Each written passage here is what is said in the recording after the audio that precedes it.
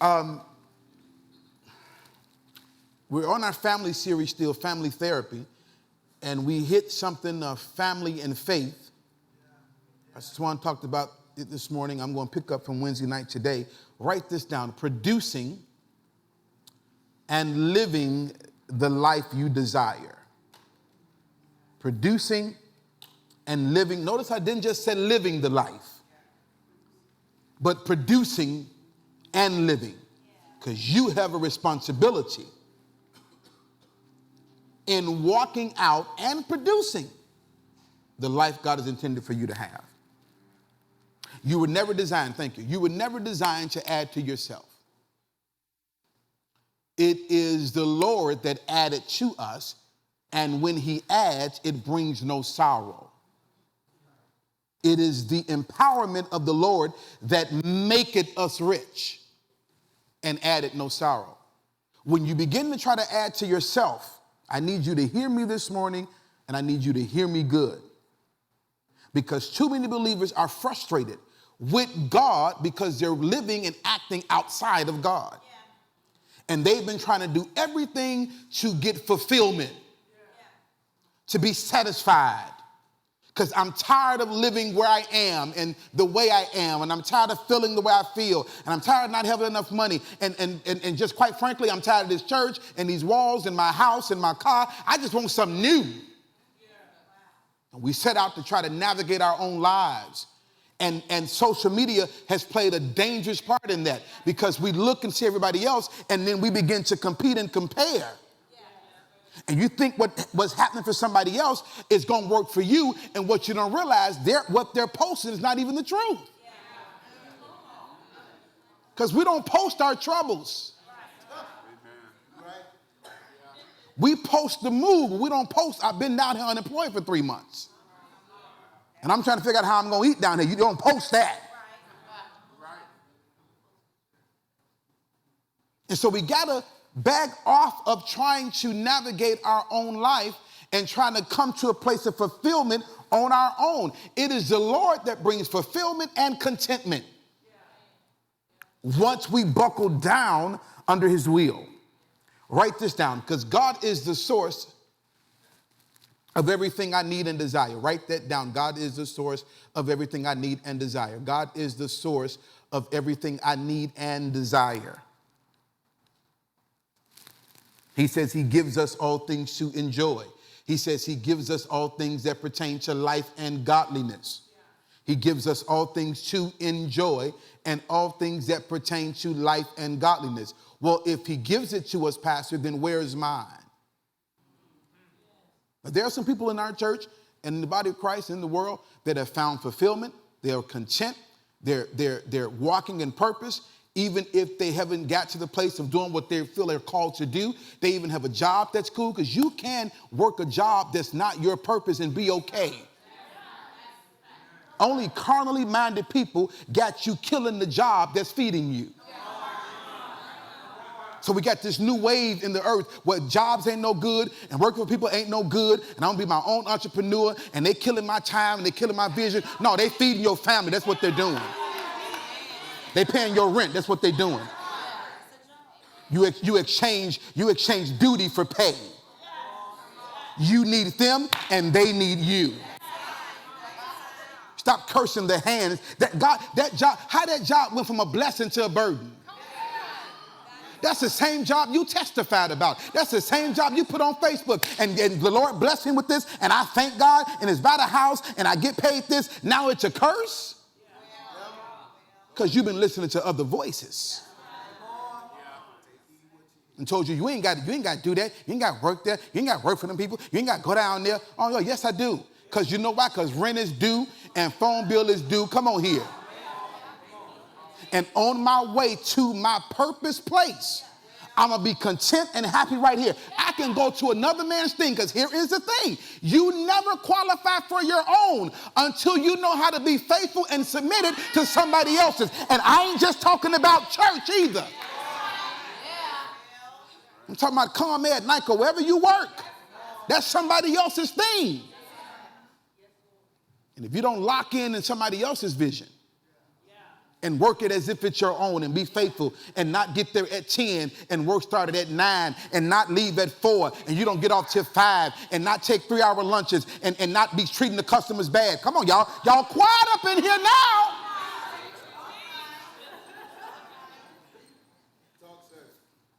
Got to be careful, because the same folk that prophesy that you're going to be successful and come off that job, when you do and you walk in it, they'll be jealous of you.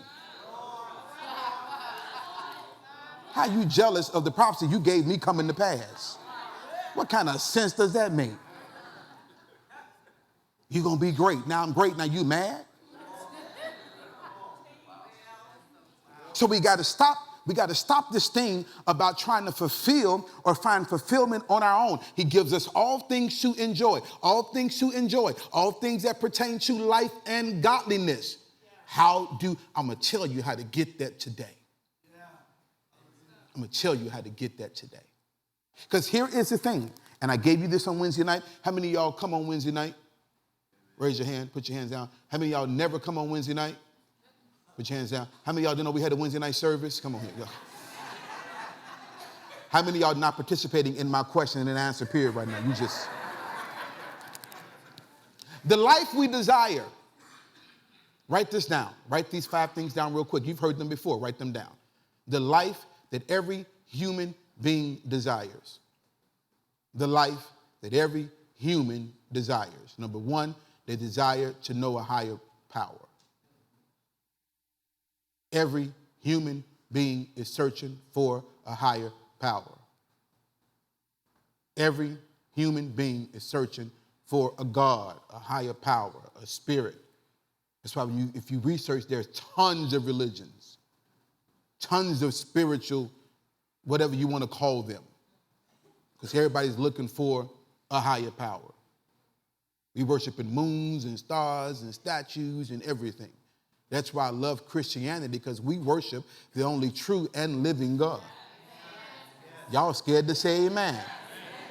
Y'all have been bamboozled by somebody else's religion, huh? I don't know, because my boss said, the moon is really spiritual too. We worship the only true and living God, and his name is Jesus. And he's alive.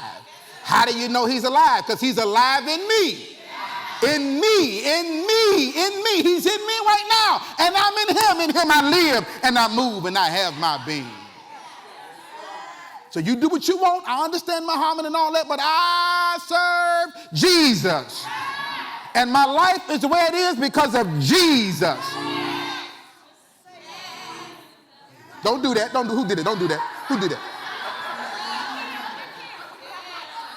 You don't do that and you don't do that. We're not doing that today. But something happens when you just said Jesus, don't you?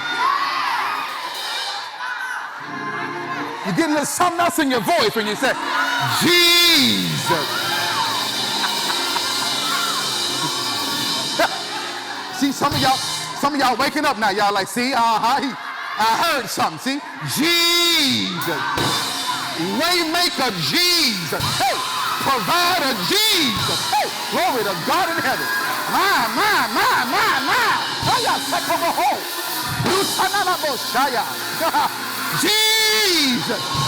Jesus. Demons tremble at the name. Jesus. Whoa.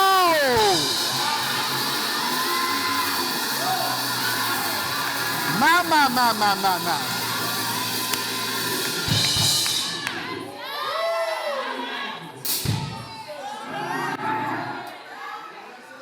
That's why even when you're going through, even at home, you can't grab a scripture right away, but just begin to call on the name of Jesus. Hey.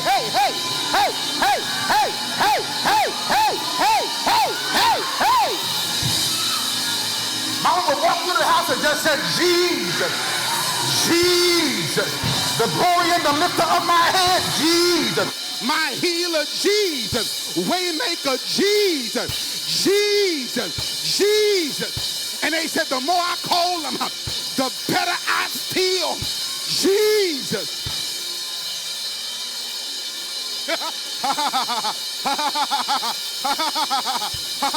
In him I live.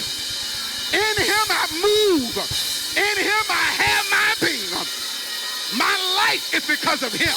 My family is because of him. I owe him everything. And his name is Jesus. Hey. Hey. Abanano shade.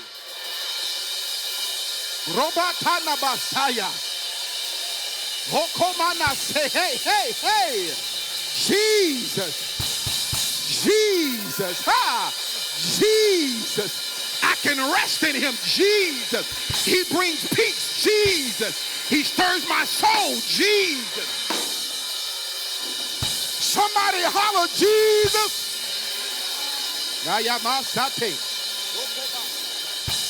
Okay, sit down. I got you. Whoa.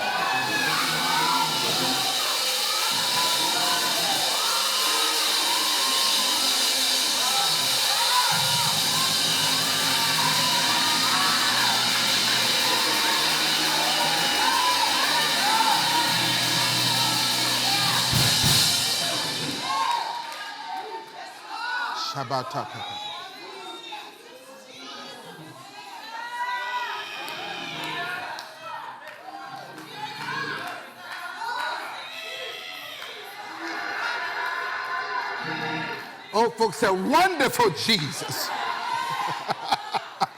Yeah. Sit down. We got to move on.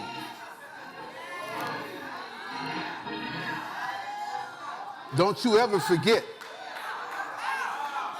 Don't you get it twisted. Don't you go to entertaining nothing else. Because there's no other name by which men must be saved. And that name is Jesus.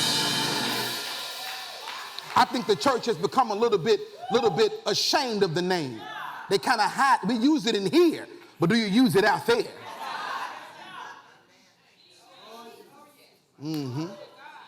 His name is Jesus. And he's God. That makes people mad right there. He's God. What's God's name? Jesus. No. And so, tell your neighbor, say, simmer down now, simmer down now.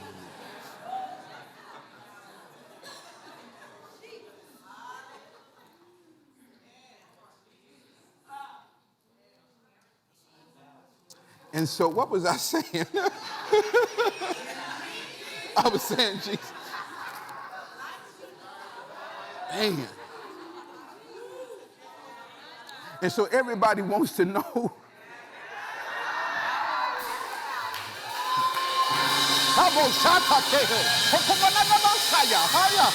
Oh, hey. Woo. Woo.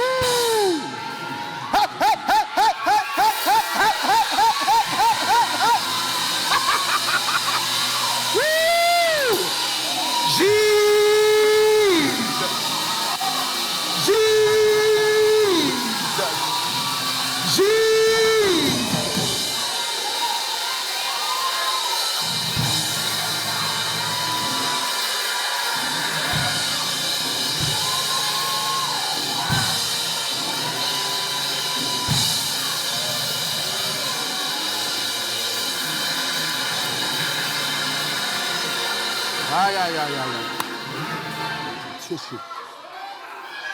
Woo, some tissue. And so,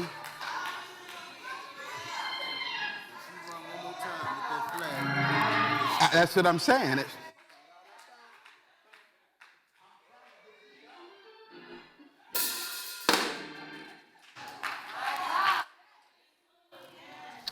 Yeah, okay, so, back to the lesson.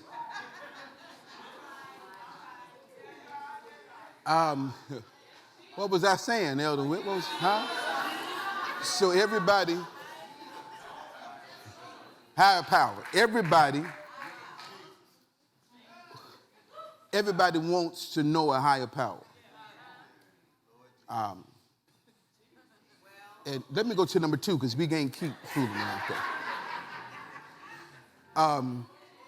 And then everybody wants to know purpose. I went through some of this, and I'm going to go through today on Wednesday night. So if you're here Wednesday night, get it. Because you never get what you need to get the first time you hear it. Yeah, somebody's at home watching, and there's pain in your lower right back. And you just kind of sat there and watched this last episode just happen here. But if you just holler Jesus at home,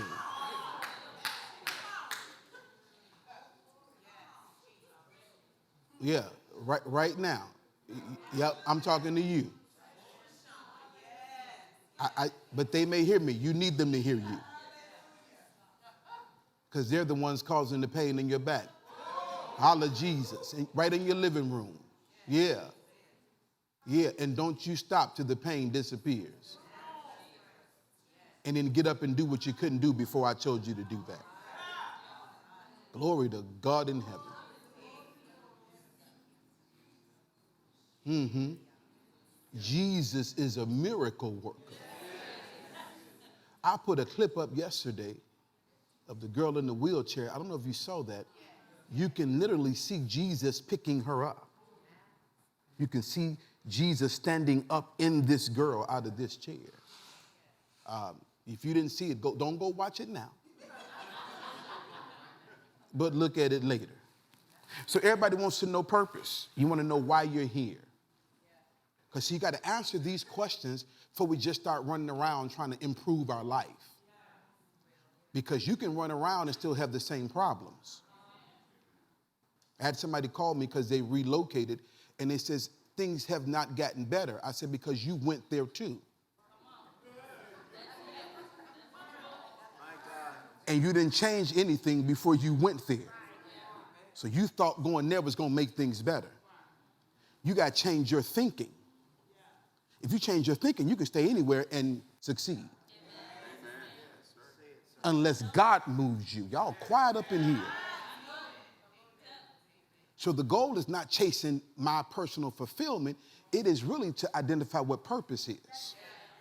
So everybody wants to know purpose. Number 3, write it down. Everybody wants relational peace. They want to know relational peace. They want to have family success, marital success, that thing.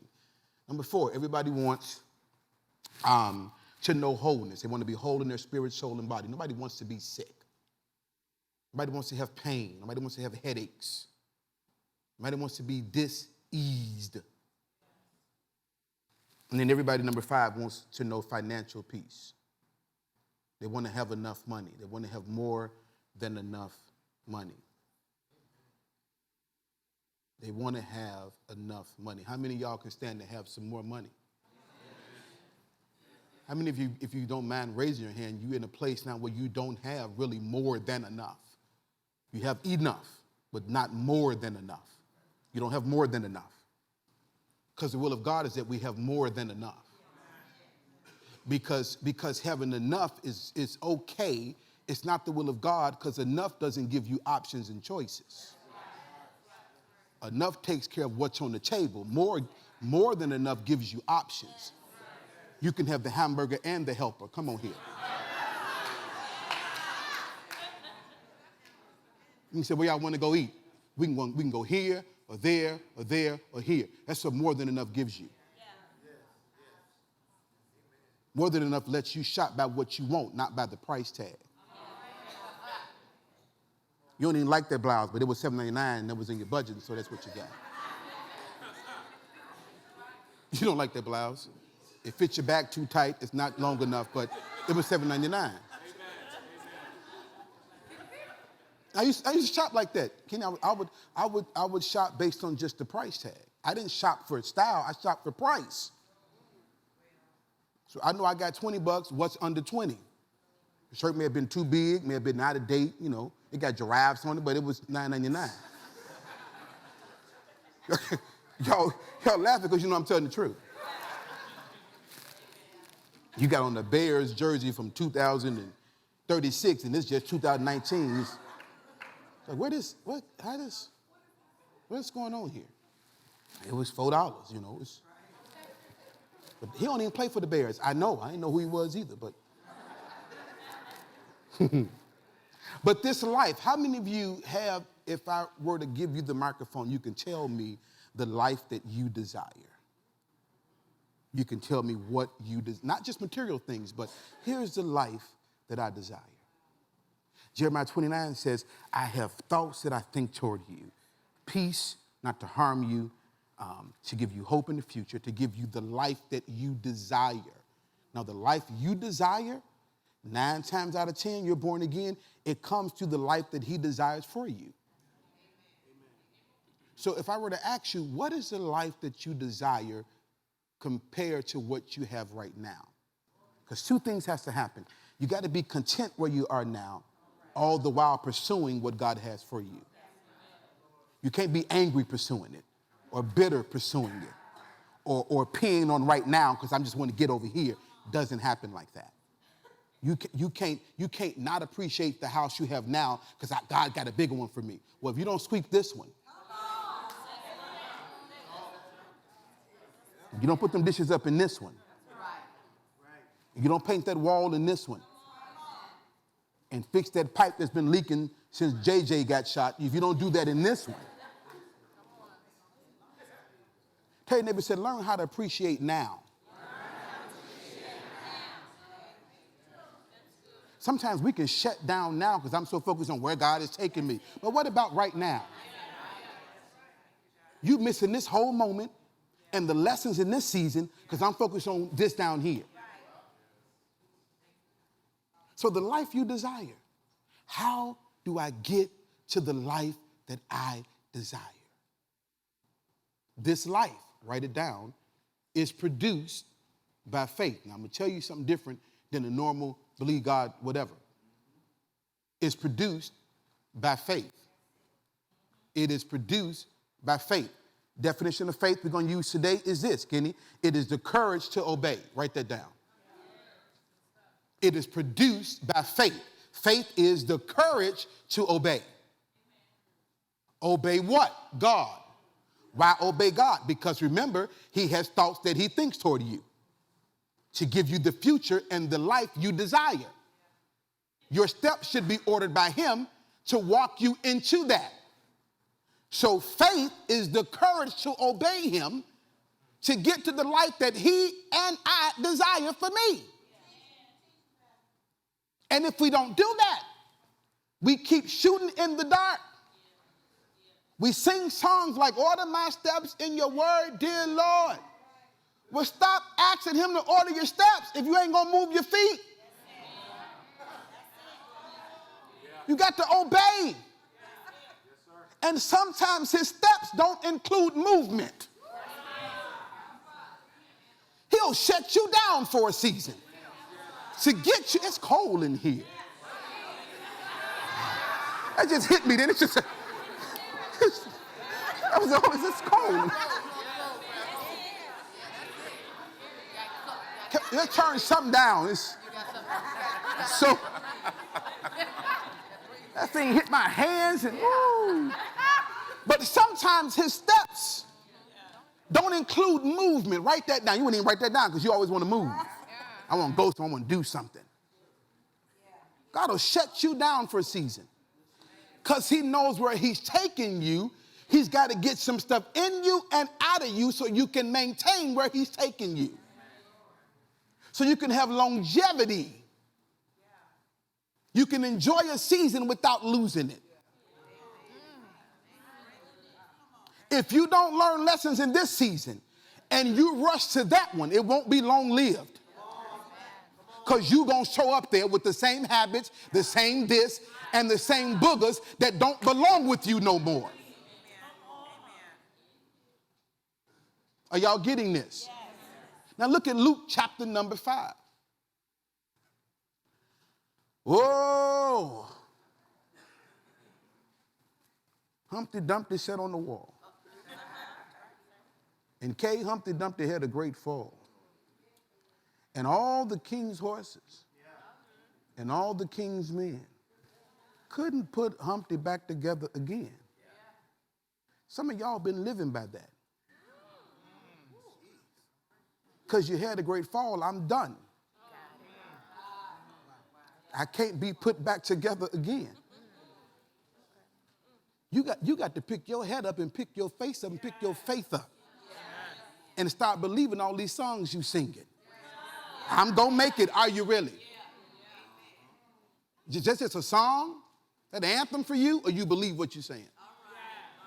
There is nothing you have been through and nothing that has happened to you that can stop the plan of God for your life. And you may get to your end and look a little different because of the choice, because you look like the choices that you make. Amen. Because you had all your teeth when you started. Because you went through some rough patches.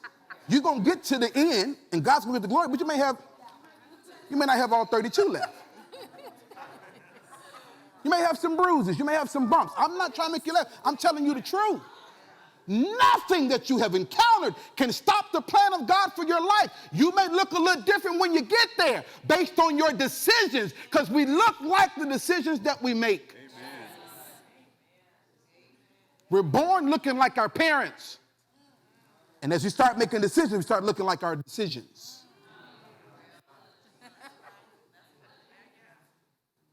So Luke chapter 5. Come on, I got 10 minutes. Oh, 18 minutes. Well, glory to God. Yeah, won't he do it? Won't he will? Luke 5, verse number 1. Are you there? So it was, this is New King James Version. Oh, give me the old King Jimmy. The regular King Jimmy. The original. There you go. And it came to pass that as the people pressed upon him to hear the word of God, he stood by the lake of Gennesaret and saw two ships standing by the lake, but the fishermen were gone out of them and were washing their nets. Don't you turn me off because you've heard this read before. I'm about to help you.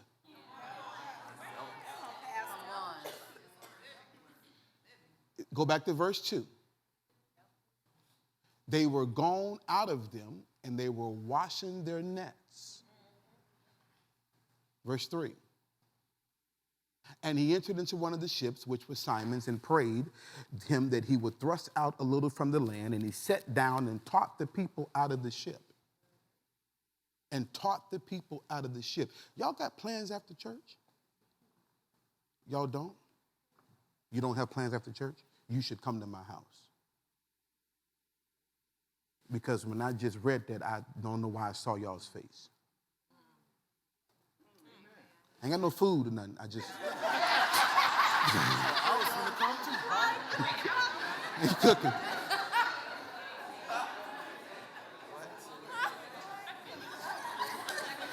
Who dinner? I ain't cooked nothing. When you come to the king's house, you bring something. Come on here. That's how you go, ain't it? You come with a gift. Because it's your gift that'll make room for you. Come on. Wait a minute. I'm just listening. I'm just serious. Okay, and he entered into one of the ships, which was Simon's, and prayed him that he would thrust out a little from the land. And he sat down and taught the people out of the ship. Look at here. We look over this too quick. He's not just teaching the guys that were washing their nets. There's a whole lot of people out here. He taught the people. Remember, we started off by reading, they pressed upon him to hear the word. And he saw these guys washing their nets and says, let me use your boat because all these people trying to get a word from me. And he sat in their boat and taught the people. These guys that were washing their nets was not his intended audience. Don't you read this too quick? They were not his intended audience. Go back to verse number 1, because y'all read this so quick. Oh, we heard this before. He got in their boat and they caught a lot of fish. And it came to pass as the people pressed up on him to hear the word. The people. Which means they were all there. Said, you're going to teach us Jesus? You're going to talk to us Jesus? They was there. He was standing by the lake. He went to look for a place that he can teach them from. So then verse 2, he sees these guys that have these boats and they've been fishing and they're washing their nets. They're about to go home. He says, let me use your boat so I can sit in here and teach these people that's pressing up on me. The guys washing the nets were not the intended audience. They were about to go. They were about to leave. They had done all they think they knew how to do. They were professional fishermen. I done been there. I done done that. I done tried that. I done bought that. I done sold that. I've done all I know how to do. I've been to that class. I've been to that church. I'm tired. I just want to go. I just want to move. I'm sick of everybody. They were washing their nets. He says, let me use your boat. Verse number 3. And he entered into one of their boats, their ships. And it was Simon's. He said, now push out a little bit from the land, because they were all on him, right? He said, so go out a little bit in the water, because they all on me here. And he sat and taught them out of the boat. Verse 4. Now when he had left speaking, when he finished teaching them, he said unto Simon, Simon was not the intended audience. But you just heard what I told them, right? Do it, Simon. He never even addressed them washing their nets. He didn't get down emotional with them because they were upset. They were upset. Study. They were angry. They were mad. They were professional fishermen. They had been out there all night and they didn't catch anything. He never addressed that. He never addressed their deficiency. He just brought truth. Let me use your boat. Let me teach these people. You hear, so you're hearing what I'm saying. Simon, do what I just said. And let down your nets.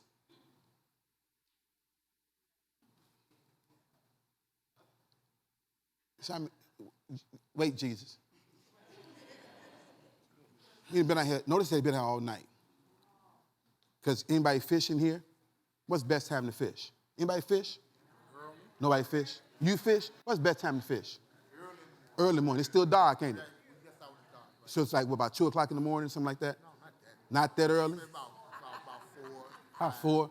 My grandfather would sometimes want to take me, and it was like about 2:30. And I felt like, but the fish going to still be there about 6. So why we going at 2:30? Right before daylight. Yeah, why we, it's dark out. We're going to drive away down there. I just understand. So I went once. And I ain't catch nothing. So I know how these guys felt.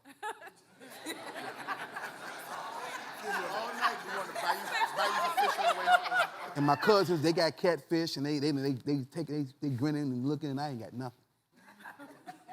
So I can imagine Jesus now coming and saying, because I done washed the net, I done put up my tackle box, I'm ready to go now. I'm mad. He said, take it all back out, do it again. Jesus, now wait a minute. Now, had you called me earlier, fine, but I done washed my nets already. I done folded them all up. I'm ready to go. That's because your flesh always speaks first in your deficiency. Write that down. Your flesh always speaks first in your deficiency. It comes with more problem, not answer. Your flesh always reacts first. So this is his flesh speaking out, because this is Jesus telling dude, go do it again. And he's telling Jesus, verse number 5, he tells Jesus, Master, Jesus, Reverend Christ, we done toiled all night. We've been out here all night and have taken nothing. All night we've been out here, Lord. Notice he said, we've toiled. This is one of the things that causes high frustration. It makes you want to get out of town, makes you want to leave your family, makes you want to quit because you're toiling. Toiling means I'm working hard and I see no results. Toiling means I work 80 hours. I got an 80-hour check. I got it on the 15th. And on the 17th, I didn't have nothing. That's toiling. Toiling means I worked my job, then I drove Uber, then I drove Lyft, then I delivered cakes, Then I did DoorDash, and my phone's still off. That's toiling. Toiling is I'm tired. Most folk watching right now because you've toiled all week and you ain't even feel like coming down here today. I got you. I love my church, but I'm tired. I worked last night. I got off at midnight last night. I got to go back today. I'm tired because you're toiling. And that brings great frustration because on one end, you're working. Ooh, you're working. And on the other end, you're trying to add it up. You keep adding 1 + 1, and you keep getting -3.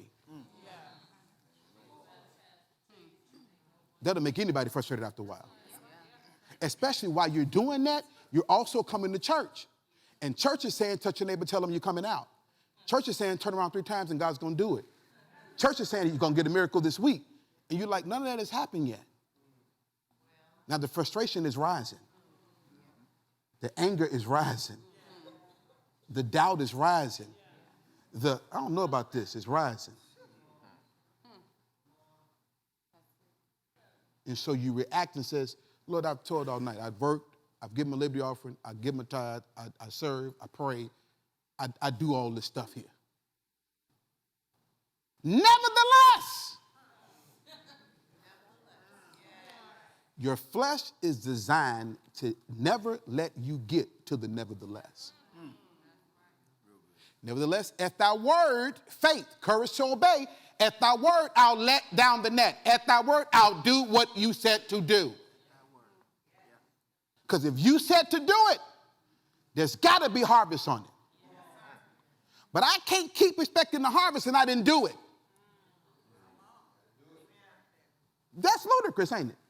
That is crazy to pull up to a bank you have no account at in the drive-thru and hit that button and say, yes, can I help you? Yes, just want to withdraw $200. And it says, well, can you give me your account number? I don't have an account here. They're going to mute you and say, there's a nut at the window.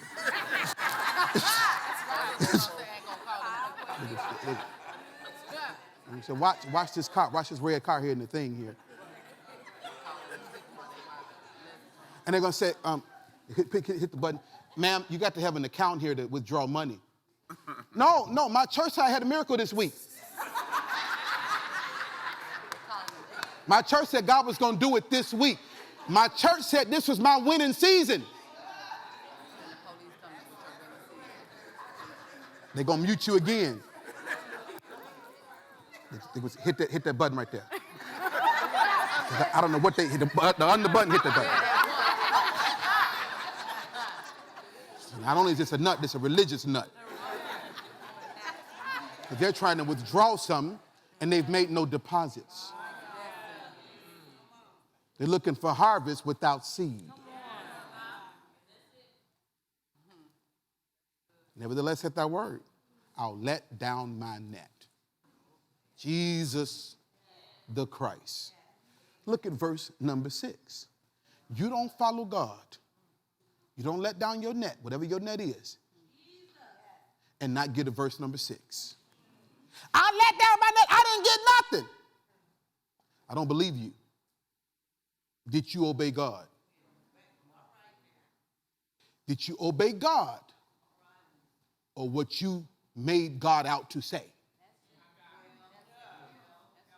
Because sometimes God speaks and we take what he said and mix a whole lot of ingredients to it.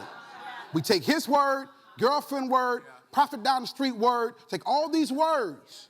We was in session yesterday and precious lady was talking and I said, you got too many voices in your life. That brings confusion. Now you rumble up all these words and say, God said. And you act on something that's not really what God said. That's God-friend prophet. That's God-friend prophet, buddy, little pastor in there. It's a whole lot. God said. Because you don't do a verse 5 and not get a verse 6.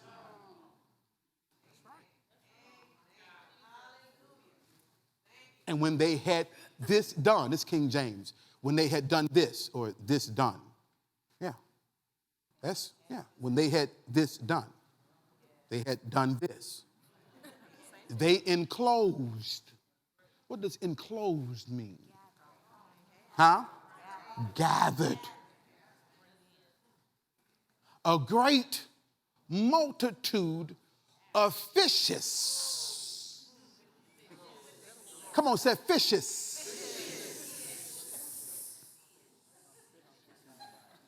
Now, how do you, Rob, gather a great multitude of fishes? And in verse 4, you was washing your nets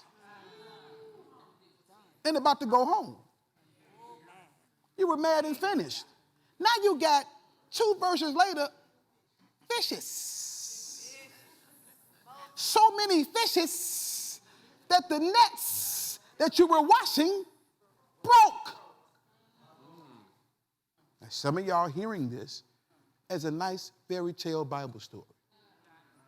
These are practical truths you can go home and work and get some fishes in your life. What have you been or are ready to wash and pack up? They are washing their nets. What are you getting ready to wash? What have you washed? What have you concluded? What have you said, well, this is how this is going to be, so I'm done? What is it in your life? Is it your family? Is it your finances? Is it your job? Is it your career? Is it your marriage? What is it? Faith is the courage to obey. Here is how you get to obeying. Write this down. Meditation of the Word of God pushes you to obey. What is meditation? It's to ponder, to chew, to repeat, to softly speak, to confess. How many of you, raise your hand and be honest. I know it's common to lie in church. Don't do it today. We all have done it. Be honest. How many of you can say that you meditate the word? Raise your hand. You meditate the word. You ponder it, you chew it, you regurgitate it, you speak it softly, you confess it over and over and over and over and over and over and over and over again. Because what that does is it pushes you now to obey. And once you obey the word, you put the word in the place where it has to produce. You ponder, you repeat, you speak softly, you confess, you do it again, you do it daily. It pushes you, it comes alive to you, it paints a picture in you of what you normally cannot see. It'll show you your future. The future you desire, the word will paint a picture of it in your soul, your thinking, your choosing, your feeling. It'll paint a picture of it, and it'll force you to obey God. And when you obey God, the word cannot come back empty-handed. And most people have not reached that place. They're just hoping and the praying and the feeling and the hoping something's going to happen and turn around and going through church stuff and nothing is happening and you're mad, you're frustrated, and you're considering washing your nets. That's why Christiantainment doesn't work. You put your right foot in, you take your right foot out, you tell the Holy Ghost and you're gonna. No, we ain't got time for that. I'm on this job 30 years with no fulfillment. I need some answers. Quite frankly, I need some more money in my life. I don't have enough money right now to make ends meet, then have extra. I don't have extra. Everybody's testimony ain't you mismanaging your money and you giving your extra to Walmart. Some people just don't have it. I ain't got no extra to give. Some people, when they do go to Walmart, they don't go in there splurging. They go in there trying to see what's been rolled back so I can spend this $20 wisely. Put that down. Get the roll back. They got a picture that's already open. Get one of those. They give you 10% off and get to the counter. This is people's reality. All while they're shouting and dancing. And we keep playing with them. God's about to do it. It's your week. It's your winning season. And have given them no instructions to get there. So he says, let's get the word. What word? What word you standing on? What you talking about? Let's meditate it. Meditate. Sow it at seed. Sow it at seed. What's that mean? I thought you was waiting on your harvest. I am. You've done nothing. Yes, I have. What you do? I shot it last week. Service got high, and I ran around. And I just know God was going to do it. That's what you're standing on? You standing on, I put a praise on it? I put a praise on it. What you put a praise on? Here's what you put a praise on. The word you've already done. Now, once you've done the word and you're standing firm, because I've done the word and the enemy still comes at you and challenges you and try to get you off, now you put a praise on it because praise confuses the enemy. Because he thinks he's got you. Because you've sowed a seed, you got seed in the ground, you're meditating the word, and he's still coming at you. And your back still hurt, and end's still not meeting, but you're holding fast to your confession of faith. Now, when it's time to dance, now I'm going to put a praise on it. I'm going to confuse this joker because he want me to give up, he want me to quit, he want me to throw in the towel. Now I'm going to dance. Because I've been meditating the word. And it will not come back empty-handed. But while I'm waiting on it to manifest, I'm going to praise God. But if I've not done that part, what am I dancing for? What am I running for? And so I've been in this place where I was highly frustrated because things didn't happen the way I expected them to happen. And I didn't realize it wasn't God. It was me. Yeah. Now look at this. Look. Verse number 7. And they beckoned unto their partners, which were in the other ship, that they should come and help them. And they came and filled both the ships. And look. You went from having no fish to now you sinking boats. You breaking nets and sinking boats. See, here's what church will do. Touch your neighbor right now and tell them it's your sinking boat season. And that's great. But you ain't going to have no sinking boat season without verse number 4. So I done touch you, and I done touch you, and we done touched each other, and we done quoted everything. We done hit all the cliches, and it's great, and it sounds good. But I'm doing that because I know I got number 4 in place. I obeyed God. Now I can say, hey, Brother Corey, my boat sinking season is coming, Jack. I believe God, I received my boat sinking season. But if I ain't did number 4, don't you touch this man. Leave this man alone. There's nothing to say to him. Because if not, there's just church antics. And so I ain't done nothing but, hey, my boat sinking season. Oh, my boat sinking. Oh, my boat sinking. Oh. And we shout and all this stuff for nothing. And you end up sinking. Talking about what happened?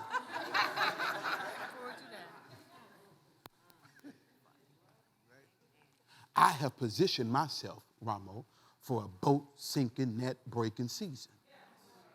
I've done the work. I've obeyed God. Now, sometimes it look like you ain't done nothing. Sometimes it gets worse before it gets better. That's when you praise God through it because you want to cry, but I'm praise. I thank you, Jesus, that I have sowed seed, that I've obeyed your word, and it looks rough right now, and my son's still smoking crack, and my husband still ain't came home, but I believe I received your word that's going to come back. It's going to manifest in my life in Jesus' name. My seed is blessed. That's when you do that. Yes. And that's when the organs start, and we shout and dance. Not a minute before. But you've been thinking your church antics are going to produce, and they don't produce anything. Because the flesh profits nothing. That's flesh. They begin to sink. Verse 8, I got to go. Verse 8. And when Simon Peter saw it, he fell down at Jesus' knees. Depart from me, I'm a sinful man, O Lord. Meaning I can't believe I was going to miss this moment. Jesus told me to do something, and I was going to miss this moment. I questioned Jesus. I told Jesus about all my troubles. Well, that's what the Bible said. Tell him all about your troubles. That's not in the Bible. That's a song. Have a little talk with Jesus. Tell him all about your troubles. And he'll hear. That's not biblical. The Bible says, remind him of his word. He knows your troubles. That's why he says, whenever you're in trouble, I come to you. He's a very present help in trouble. You're not telling about your I was just praying this morning. I was telling God that I ate some milk and some bread and just things. And so I just told him all about my troubles. And you didn't use no word in that prayer. You didn't even say, Father, I thank you that many are the troubles of the righteous, but you deliver us out of all of them. Verse number 9. For he was astonished and that all were with him at the draught of fishes which he had taken. Simon was even shocked. And so also James and John and son of Zebedee, which were partners with Simon, and Jesus said unto Simon, fear not. Now he releases purpose. Now he releases what you're supposed to be doing. He says, now you're going to go catch men with me. I'll make you fishers of men. Now, this man got a wife at home. He got bills. He got this boat he got to pay for. He got all this stuff. Got to take these nets to the laundromat. He got stuff he got to do. He says, but now you're going to now walk in this purpose with me. Verse 11. And when they had brought their ships to land, they forsook all and walked in purpose. They forsook all. I just can't do that right now. You're right. Because you ain't obeyed God. Because when you obey God, he brings a provision so you can walk in your vision. Right. Right. He brings the provision so you can walk. They caught all these fishes, right? They're not finna eat them. They finna sell them. Amen. That's right. That's right. Come on, there's fish markets everywhere. You can get it with mild sauce, hot sauce. It's fish season now. We got fish market, fish restaurant. Come on, what you want? 2 fish mild, 2 fish hot? What you want? Broiled? Come on, fried? Baked? Fish paste? What you want? It's fish season. Fish salad, fish noodles. They got net-breaking, boat-sinking fish. They're not going to eat this fish. They're going to sell it. And it all started with them obeying God. It's the kind of church I like. Tell me how to get from where I am to where I need to be. Don't be in here playing with me. Don't be in here playing with me. We ain't got time to be playing. We all getting older. We ain't got time to be playing. We got vision that we need to manifest. We got families we need to restore. We got money we need to make. We got things to do. So don't be in here. I ain't got time to come down here 2 hours on Sunday and play with you. We all got up and got dressed and came out here in the rain and took showers. I hope we did, and put on deodorant and stuff. And come out here and play.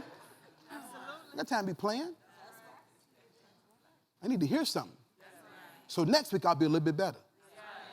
Next week I'll be a little bit better. And then come Christmas, we'll have a better Christmas than last Christmas. We're going to get better and better and grow and grow.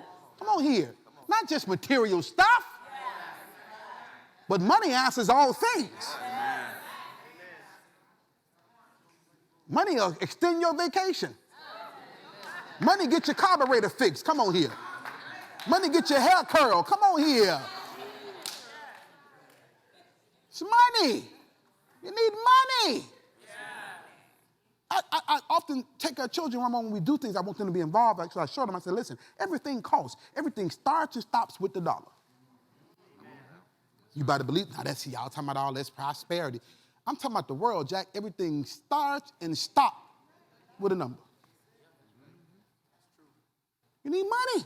Just simple stuff. You need money for everything. Everything. Even stuff that's all inclusive. You got to pay money sometime when you get. Well, I thought it was included, but no, that's not included. So you telling me no ketchup come with the fries? No, not here. So I bought the pasta, but I got to pay for the fork? Yeah, the fork's 5 cents. What is? Because they know everything stops and starts with the dollar. And it's all designed to get yours. They sit around and plan for the money you ain't even made yet. How they gonna get it from you? That's how Walmart does. When you check out, everything in that aisle, that checkout aisle, from gum to foster children, you can buy whatever you want in that aisle. I take some gum, I take a baby girl, and a carburetor. This is all in the aisle to check out. You're just trying to check out and pay for your tissue. And they got wheels here and whistles and corn chips and macaroni and kids and all kind of stuff. And before you know it, you had a cart with $23. Now you got $43.96. Because you done bought a deck of cards. Come on here, give me them cards. The cards right there. You need some more cards right there. Oh, give me some of them bubble gum. Oh, them gummy bears. Give me gummy bears right there, 99 cents. And 97 cents sound better than 99. It ain't but 3 cents. It ain't but 97 cents. It was 99 last week. It's 97 cents. It's rolled back. 2 cents. Get two of those right there. You done bought yarn and thread and hair wraps and all this stuff just in the checkout line. You had no plan on getting it. But they met and said, how can we get their extra? Then they make you pay for the bag. They pay for the bag. Don't get me started. Listen, let me see this, Al. Let me see this. I went to the jewel, right? I didn't know they charged you for bags. Listen, I came out like, I ain't paying for no bag. I came out like this. I gotta pay for. I'm not paying for no bag. I done paid $8 for this milk. I ain't paying for no bag. Give me my milk. I'll drop it in the lot before I give you 10 cents for a bag.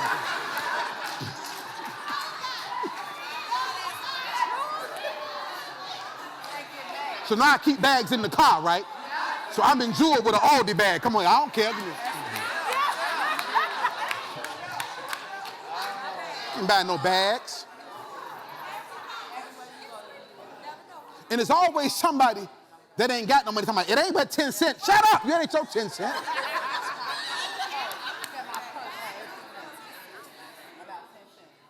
But they're designed to get your extra.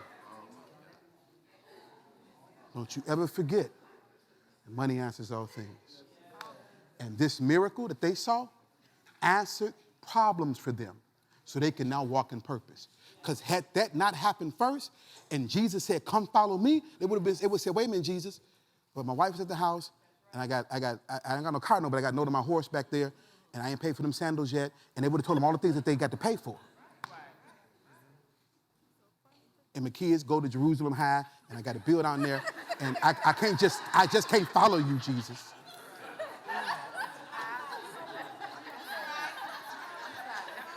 But Jesus, y'all laughing too much. I'm trying to make a point, Jack. But Jesus, y'all getting it? I bet you getting it. I bet you getting it. But Jesus brought the provision up front. Now you can relax and walk in the vision. So that's why it says, and they forsook all. He called home and said, hey, Linda, something happened today. She tickled, ain't she? He said, listen, we out here sinking boats and breaking nets. And Jesus told me to come follow him. And she said, but you can't do that, Lucius, because we got to pay these bills. She said, no, wait a minute. The fish that was in my boat, that's ours. So what I'm going to do is open up a fish market. We're going to sell some of that fish, and we're going to put some fish up. We're going to make this happen. We're going to do some investments because the provision has come. Now I can walk in the vision. I'm glad y'all laughing, but I hope y'all getting it. Because this can change your life forever. Forever. And if churches stopped and did this, we'll be bigger than just sanctified people that buck and jack. I want to be sanctified and have some money. I want to be sanctified and understand business. I want to be sanctified and have a financial future. I want to be holy and have some money put on up in savings. I want to have some investments. I want to own some stuff.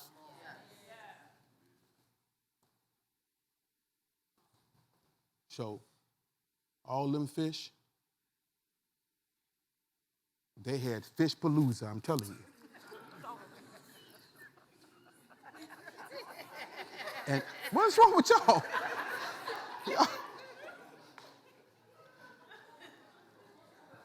Said net breaking, boat sinking. Say it again, net breaking, boat sinking. One more time, net breaking, boat sinking. That belongs to us. I got some more I want to share, but I'm going to stop. I've given you enough for today. Somebody said, oh, I feel so special. You said, oh. If I had some money, I'd give you something, but I don't have nothing on me. See me on Wednesday night. I'll give you $5, all right?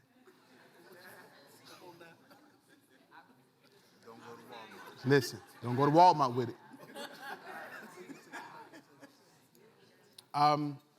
Did y'all receive what I said today?